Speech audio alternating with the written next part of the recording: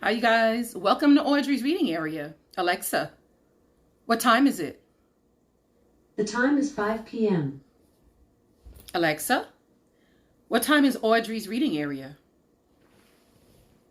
Sorry, I don't know that. Alexa, what time is Audrey's reading area? Audrey reads in her area at 5 o'clock p.m. All right, you guys. That's right. Today is Educational Tuesday. So I'm gonna be reading a fun and exciting book that's also educational. Hope you guys enjoy. But first, please click like and hit share so you can share this video with other people that may want to hear me read about this. Yes, emergency medical technician. A day in the life of an emergency medical technician, or what you may know of as EMT. EMT, emergency, it stands for Emergency Medical Technician. All right, a day in the life of an emergency medical technician. This book is by Heather Adamson. Heather Adamson. Now, when I finish this video here, you need to go on over to Audrey's reading area on YouTube and smash that subscribe button for me. Smash it. Hammer that notification bell so you can be notified every single time I upload a new video to YouTube. Audrey's reading area. All right. Now, this book reads Community Helpers at Work. Spend a day with an emergency medical technician. Go with Eugene, the EMT. What does that stand for again, you guys? EMT stands for Emergency Medical Technician. Go with Eugene, the EMT, in the ambulance to treat patients and teach safety. Meet community helpers at work in this beautifully photographed First Facts series. A simple question and answer format invites children to spend an entire day on the job with a real community helper. All right. Again, this is by Heather Adamson. First Facts book. Day in the life of an emergency medical technician. It says consultants, Rob Farmer, EMT-P, firefighter, paramedic, City of Upper Arlington, Ohio, Fire Division. Interesting. How do emergency medical technicians start their shift? How do they start their shift? Anybody, can you guess? Anybody? All right. Emergency medical technicians, EMTs, report to their stations to start their shift. Eugene starts his shift at 7 o'clock in the morning. He checks the equipment on the ambulance. He makes sure everything is ready to use. Do you see him? He is like ready to go. Ready to go. 7 o'clock in the morning. It's 7 o'clock on the dot. Do EMTs work alone? EMTs always work in teams. Eugene and Stacy work together. They lift the patient into the ambulance. Look at that, Eugene and Stacy. Dispatchers, police officers, and firefighters also help EMTs. In an emergency, they work together to keep people safe and treat people who are hurt.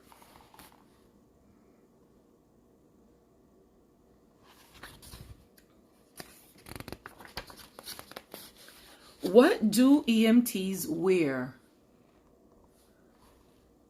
EMTs wear uniforms. They wear uniforms to show that they are emergency workers.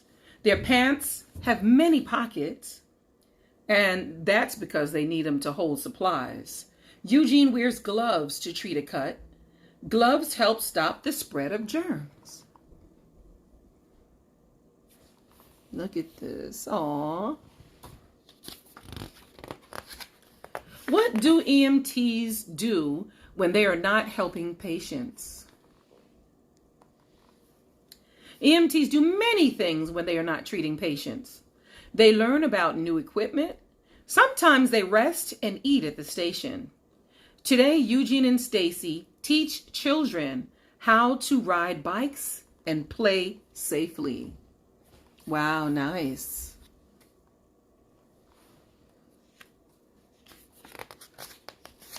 What kind of skills do EMTs need? EMTs use math, reading, writing, and other skills every day. Eugene uses a small computer to measure a patient's blood sugar. Stacy reads the pulse. They record the data. Here's something I found on the web. According to Computer, STL. stop. They record the data or the data. At the hospital, Eugene and Stacy tell the nurse about the patient. After the nurse takes over, they write a report to put in the patient's chart.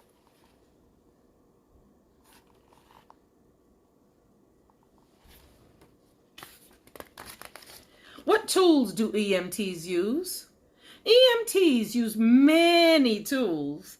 Bandages.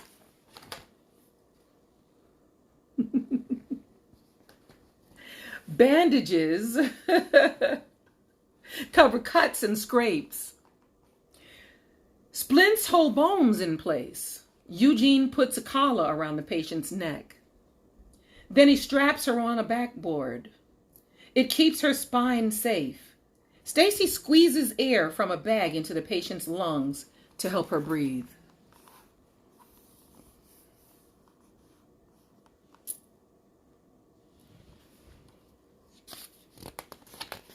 How do patients get to the hospital? EMTs usually use ambulances to take patients to the hospital. The flashing lights and sirens warn cars to pull over. Stacy drives while Eugene cares for the patient.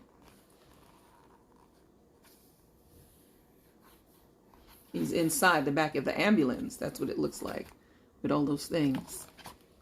Sometimes patients need to get to the hospital quickly. EMTs take patients to helicopters or airplanes.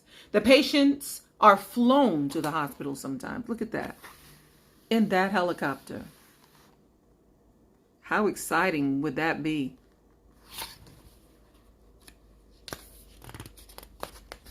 What happens at the end of a shift? EMTs check the equipment again at the end of their shift. Eugene cleans up the ambulance. He puts more bandages in the drawer. Eugene knows EMTs must always be ready.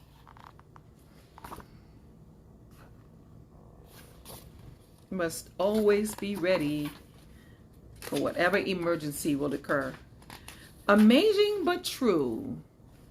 Bellevue in New York City was the first hospital to use an ambulance service. I didn't know that. It started using horses and buggies to carry patients in 1869. Can you see this? Wow. Horses and buggies. Wow.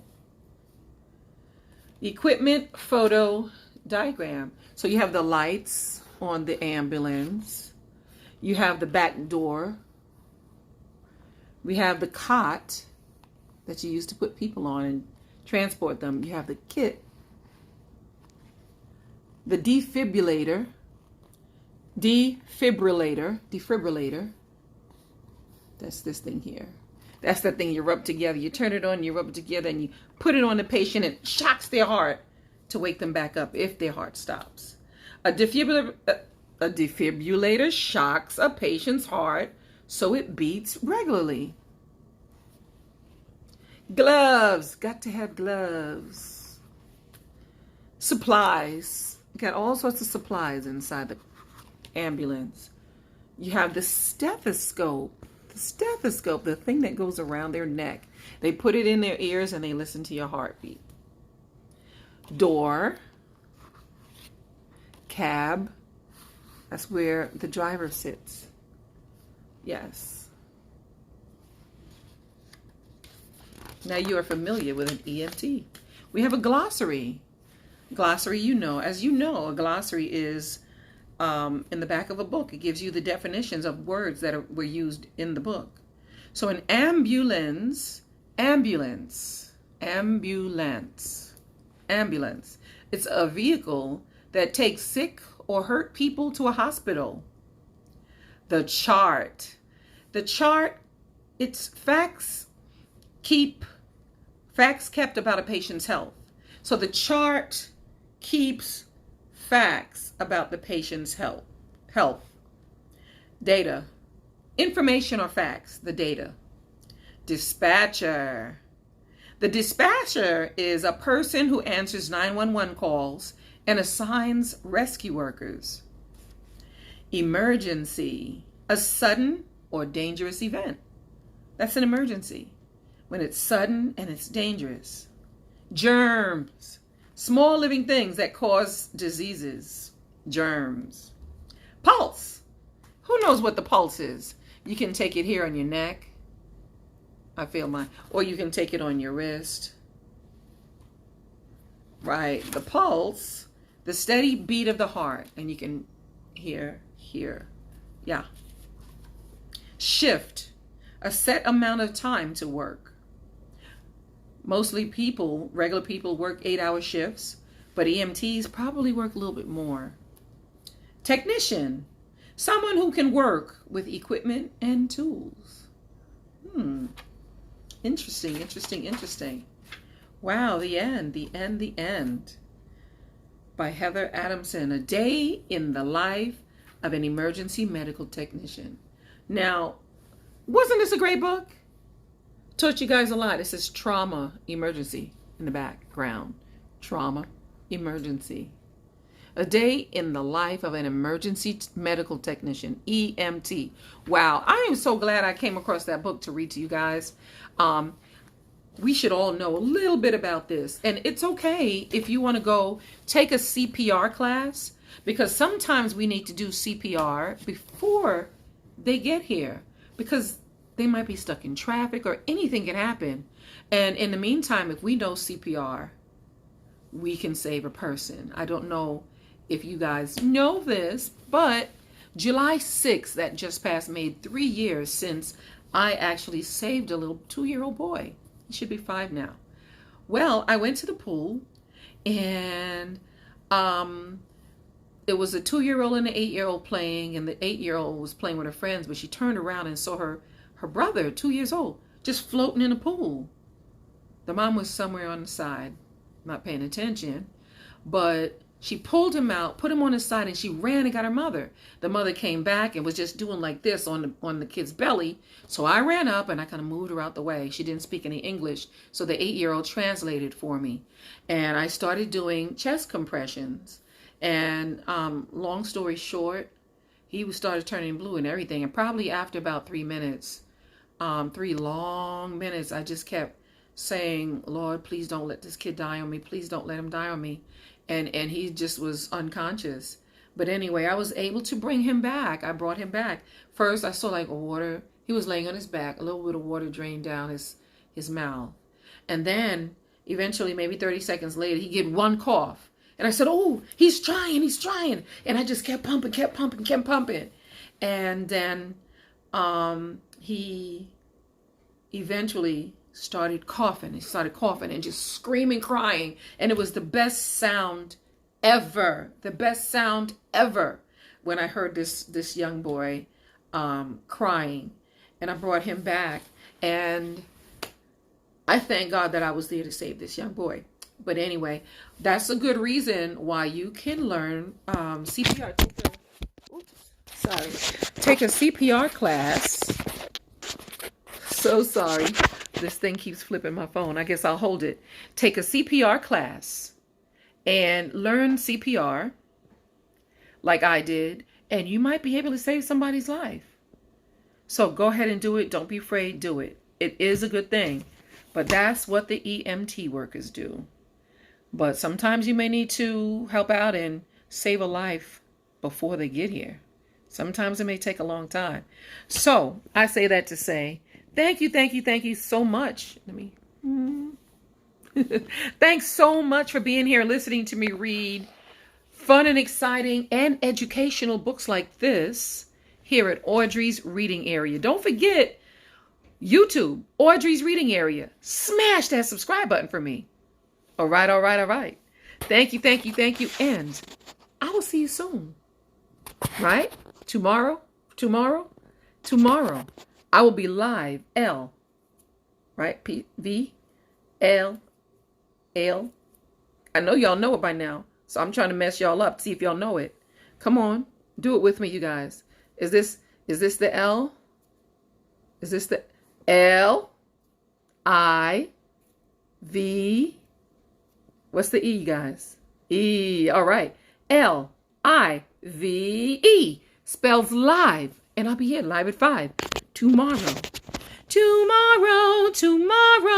I'll see ya tomorrow. It's only a day away. Only a day away, you guys. I'll see you tomorrow. Thank you for all your love and support. See you then.